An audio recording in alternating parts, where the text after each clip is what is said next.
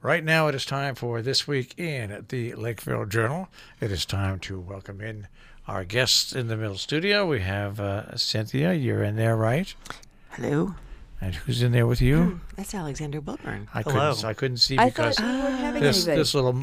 little bear is in the way. I knew there was somebody in there, but the bear was So blocking. Cynthia absolutely misinformed us as well. I know. I was out of the office yesterday, and then I sat down and looked at the paper and thought, oh, Fall Improvements isn't here. I don't know what's in that. And then I Alex walked see. in to see me. Okay. All right, and we'll welcome in our guest on the telephone. Hi, Janet. Hi. How are you? Good. How are you? All right.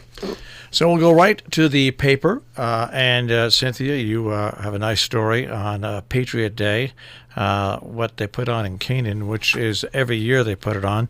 Not always 24 hours, but a lot of time 24 hours. A lot of work and preparation goes into that.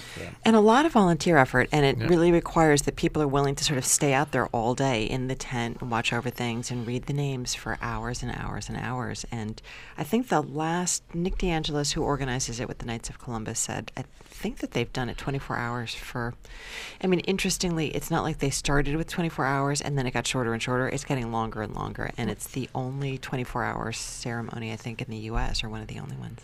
And well, they do a great job with it, and it's not commercialized at all. You just go there, and or you even stop by in your car when they do it. Just stop by and for a moment or two, and then move on. They really do a great job. Yeah, it's at a good spot right at Route 7, right at the intersection in North Canaan. And Nick said, when you think about it, 5 days out of the 7, if you're doing it 7 years in a row, 5 are going to be on a weekday. So they're happy when people just honk or wave as they drive by. All right, and your next story about the nonprofit and in Lakeville, the Salisbury Republican Club, Republicans. I see the picture there. This is so amazing of Ken Beneke. I remember when his dad and over at McEnroe Farms debuted that roaster many years ago. It's interesting because you wouldn't think. Well, you look at it and you think, I don't know, how often could you use a corn roaster? But around here, probably actually quite a lot. Well, you can also make potatoes in there and stuff. It was. I remember when they unveiled it. That's how old I am. It's exciting. Yeah. But that's a nice story about the volunteers and. Yeah, the Republican Town Committee in Salisbury, which had sort of fallen apart at a certain point. I think it got very polarized at a moment, and they're back together. They're very strong, which is great news because, of course, as our elections are coming up in November, we want everybody to have strong parties and great candidates. And they introduced some of their candidates at the Town Grove and had a corn roast and honored nonprofits. All right. And Residents United in opposition to the signs. I've seen the Not Stolen, Conquered Patriot Front.us signs. I haven't seen the other ones, but these are in Millbrook. Right, and the other signs say America, not America for Americans. And you have to want, these have popped up occasionally in our small towns, and I don't think they've ever figured out who's doing it. I mean, you wonder if there's local people that are doing it, and quietly, nobody's taking credit for it, put it that way. It's not like... And actually, while they're not, read the story, but while they're not breaking any laws by posting signs in general, they should be asking permission, and then that would reveal who's doing it. Yeah, and but it's interesting because I've seen a few of those over towards the Torrington way as well. Right next to that, though, and I've thought about this. Is it time for crossing bear crossing signs? Really? And they do seem to travel in certain patterns. Unfortunately, you'd probably have to have one in Salisbury, right in the center of town. I coming into work over the years, if I run across a bear crossing the road, it is in right after the transfer station heading towards Sharon. That I see it probably 5, 6, 7 times a summer. Bears and families of bears crossing over early in the morning. Well, and then you need to have turkey crossing signs. But I think the turkeys crossing is my favorite because there's always one that's the designated crossing guard and then stands in the road while the other ones get across. Oh, I just like the bears. If there's a car around, one of them will turn around and look at the car with great disdain, and then move on. Like with the thing with the fingers, like. All right. Also, Patrick Sullivan, he's never caught so many fish ever before. And that's saying something because Patrick's an amazingly good fisherman. So he came into the office on Monday morning and said, I had the most incredible weekend, and started telling us about it. And you have to read his story because, of course, it's very funny. And then I told one of his friends about it, and he said, the jets will even out his good mood. And in fact, that is what happened. All right. And two great stories, one by Patrick, one on how a box of papers opened up a real big view of the Civil War.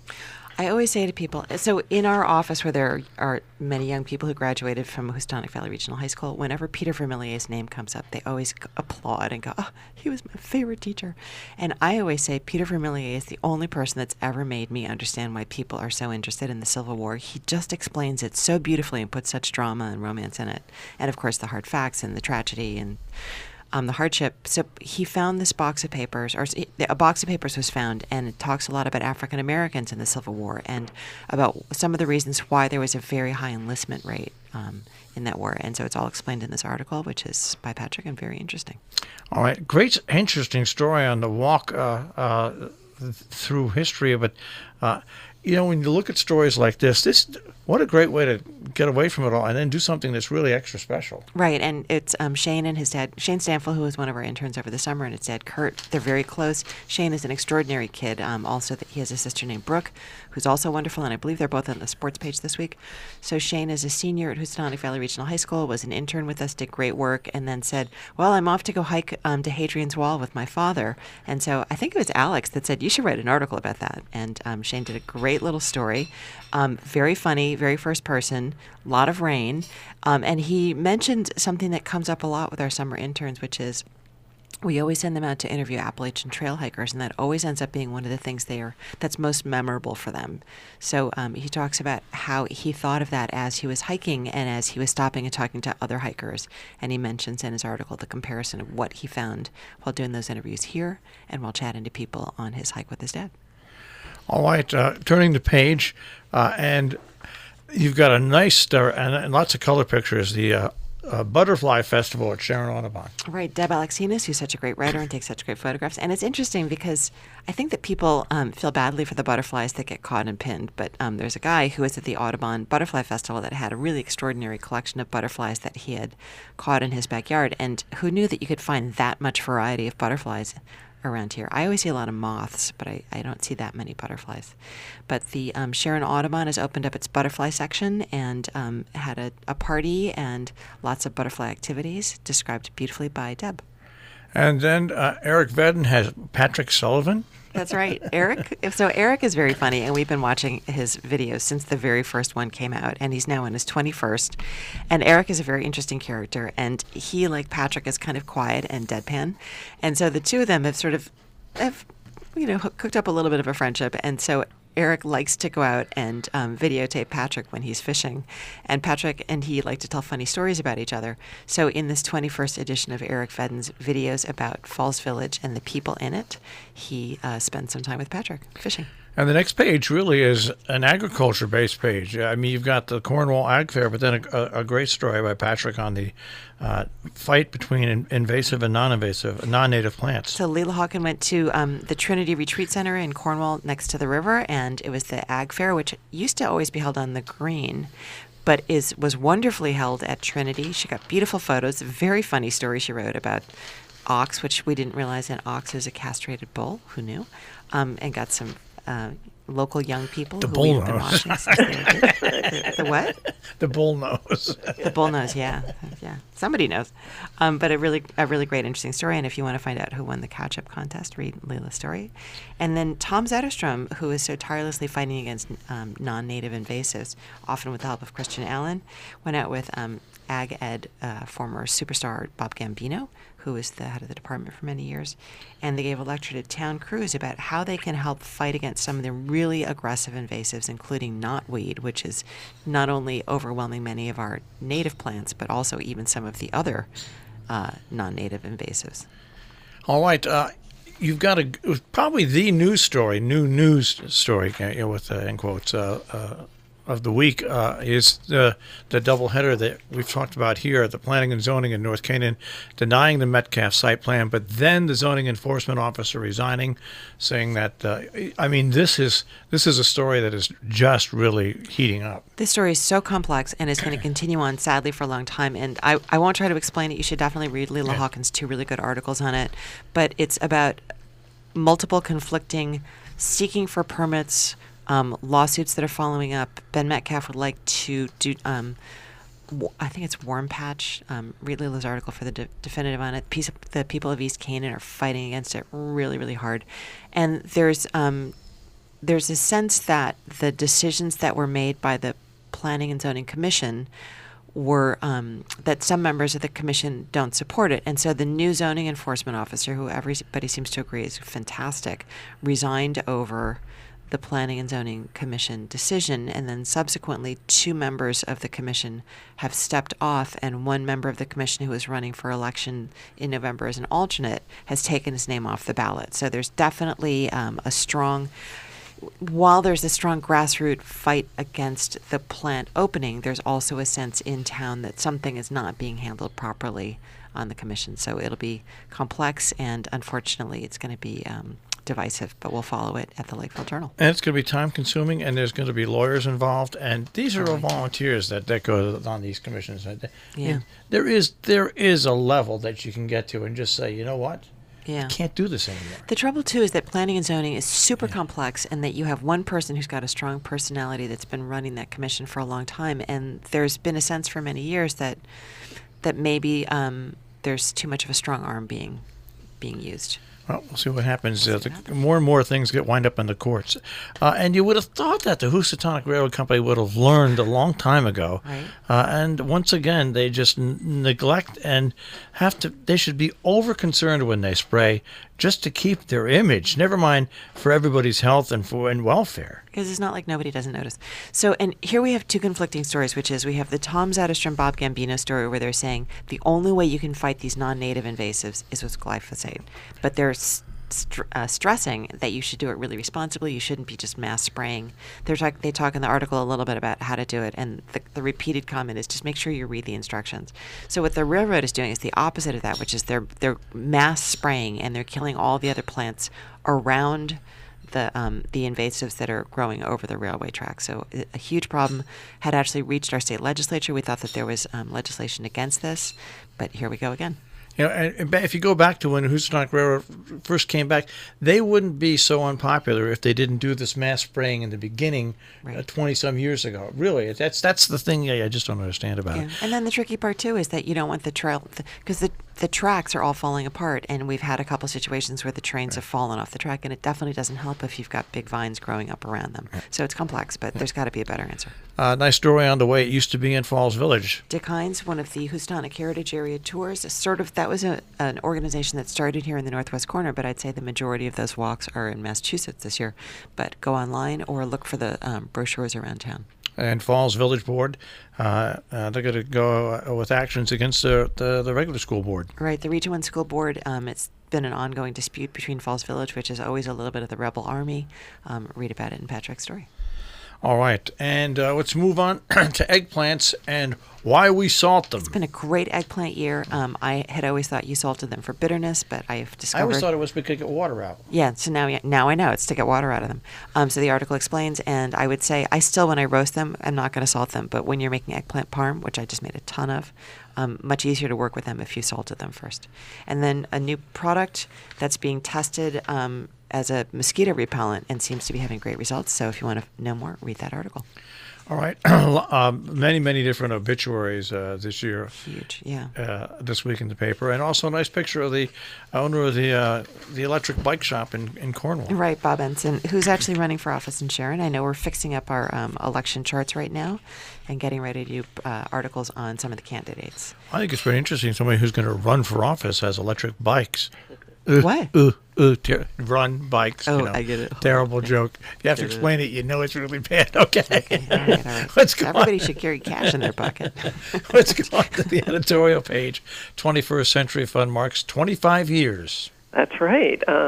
Anyone who knew Jack Mahoney, who was such an icon of our educational system here in the Northwest Corner, will remember what an effect he had on everybody he met. He was just a strong, positive person. And one of the things he did was take a cross-country trip during a sabbatical at one point when he was principal at Housatonic Valley Regional High School.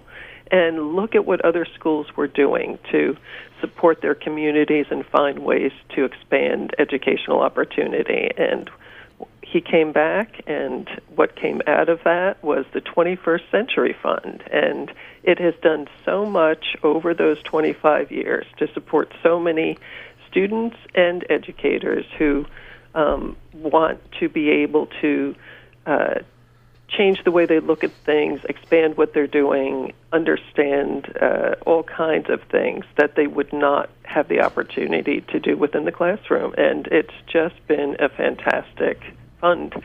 So do read the editorial, keep track of what they're doing. They have a community presentation coming up, a celebration of the fund, and don't miss that. Stop in and see them and take a look at everything. And so many people have been touched by it over the years, too. So many families, know that somebody that they know or, are part of their family has been helped by this fund. So support them.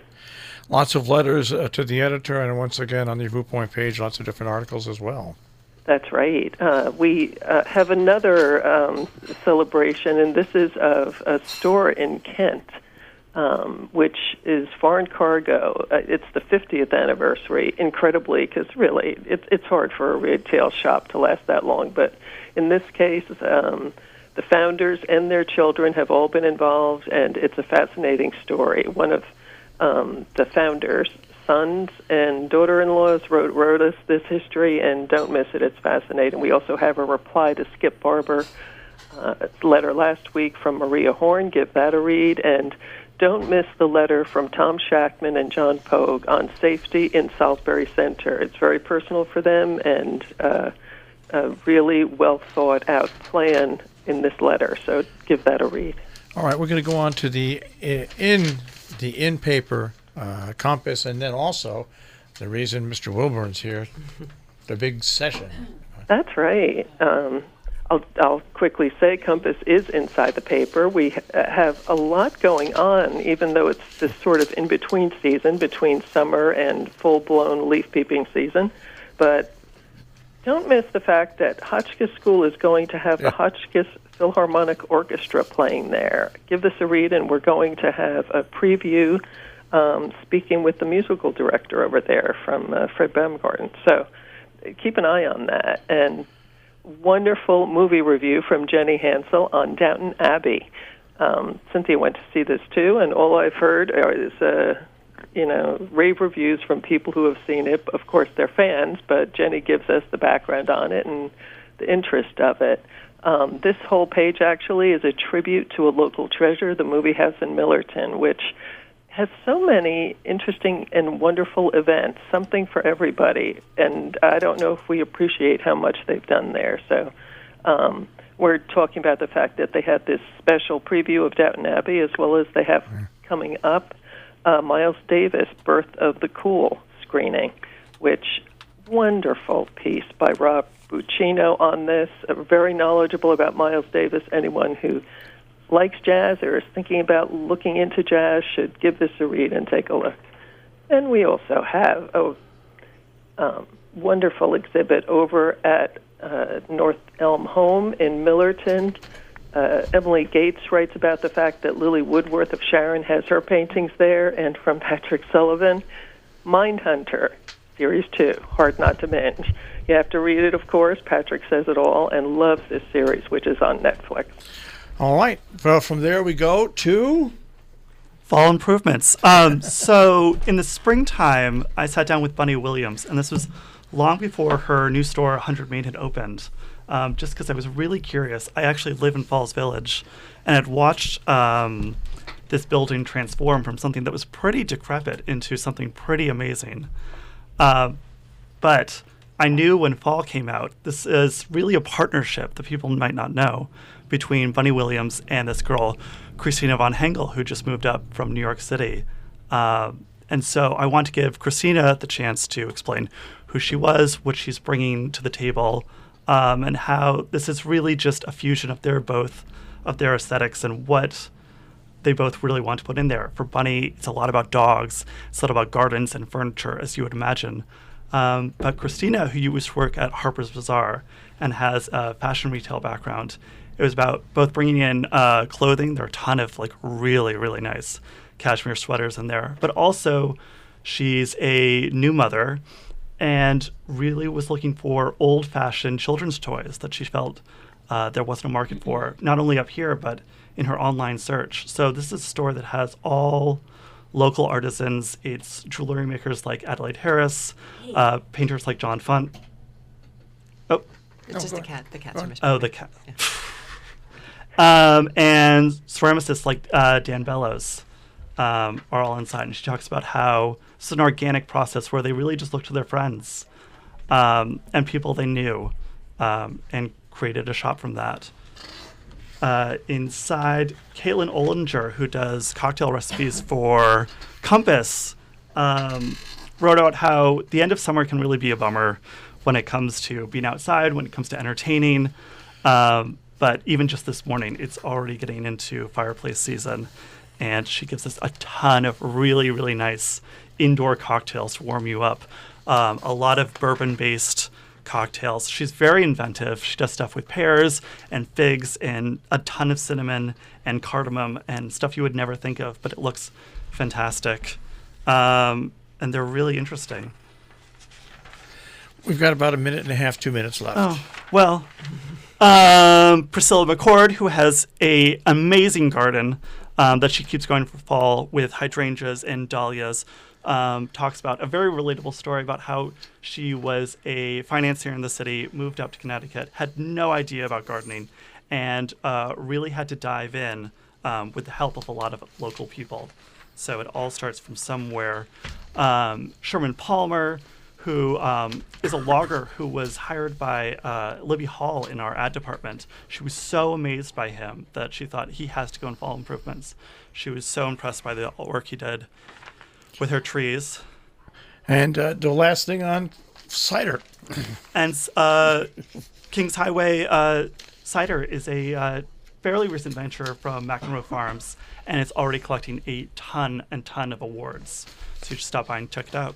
All right, and that is in the special fall home improvements. Yep, and lots more. And don't miss Alexander's editor's note in here. It just will get you right into fall. All right, tricordernews.com, also on Facebook and Instagram. We'll speak to you guys next week. Thank you so much. Take care. That is This Week in the Lakeville Journal. Once again, tricordernews.com, and you'll find them on Facebook and also Instagram.